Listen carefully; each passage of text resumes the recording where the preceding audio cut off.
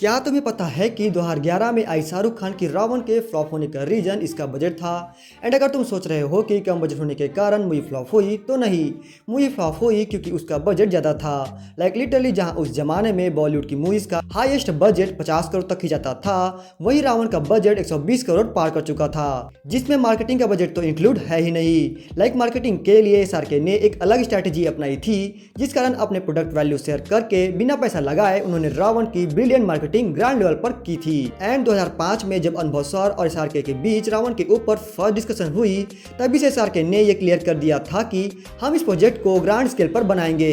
सो SRK ने अनुभव की डिमांड पर मूवी के लिए एक ऐसा क्रू तैयार किया जिसे देखकर अनुभव ओवरवेलमेड हो गए एंड उनकी जो मूवी पर फाइनल पकड़ होनी चाहिए थी वो छूट गई।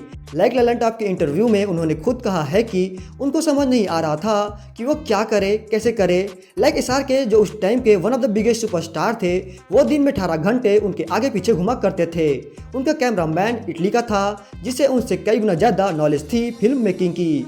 एंड इतना ही नहीं, हॉलीवुड से राइटर, अमेरिका से इफेक्ट सुपरवाइजर जुड़ चुके थे मूवी की क्रू में, जिस कारण इतने बड़े लेवल पर रिसोर्सेज पाकर सिन्हा साहब ओवरवेलमेड हो गए। एंड एज ए डायरेक्टर जो विजन केवल उनका होना चाहिए था वो अब शेयर्ड हो चुका था, जिस कारण वो रावण के टाइम पर फाइनल कॉल नहीं दे पाए एंड उनसे एक ऐसा प्रोडक्ट बन गया जिसे पब्लिक ने उस टाइम पूरी तरीके से नकार दिया। एंड इस सिचुएशन को काउंटर करने के लिए मैं तुम्हें एक इंडियन सुपर हीरो मूवी का एग्जांपल देता हूँ। लाइक जनवरी 2024 में आई हनुमान का प्रोडक्शन बजट केवल और केवल 30 करोड़ था। एंड जब मूवी का ट्रेलर आया तब बहुत सारे लोगों ने मूवी के VFX को लेकर मेकर्स को क्रिटिसाइज किया कि अगर पैसा कम था तो सुपर हीरो मूवी बना ही क्यों, इससे अच्छा तो ना ही बनाते, वगैरह वगैरह। बट जब ऑडियंस ने फाइनल प्रोडक्ट देखा तो उन्होंने अपने पुराने ओपिनियन की गाड़ी से यू टर्न मार ली। इवन मैक्सिमम ऑफ पीपल्स तो ट्रैक से ही उतर गए थे।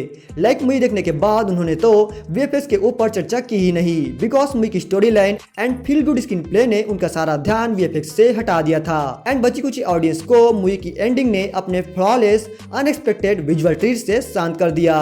And after the success of Hanuman, या शायद मूवी के प्रमोशन के टाइम जब प्रशांत वर्मा से मूवी के कम बजट को लेकर सवाल किया गया, तो उन्होंने कहा कि ये बजट उनके लिए काफ़ी बड़ा है, बिकॉज इससे पहले कि उनकी movies like zombie Reddy and awe का बजट सिर्फ 4 और 5 करोड़ का ही था। एंड साथ ही साथ उन्होंने कहा कि कम बजट मुझे बांध कर नहीं रखता, बल्कि मुझे हाई क्वालिटी वर्क डिलीवर करने के लिए और भी ज़्यादा हेल्प करता है। बिकॉज आप एक लिमिट से बंधे रहते हो, आपको उस लिमिट के अंदर ही काम करना रहता है। इस तरह आपका दिमाग और भी ज़्यादा एक्टिव रहता है और आप ओवरऑल एक अच्छा प्रोडक्ट डिलीवर कर पाते हो अपनी क्वालिटी ऑफ फिल्म मेकिंग से।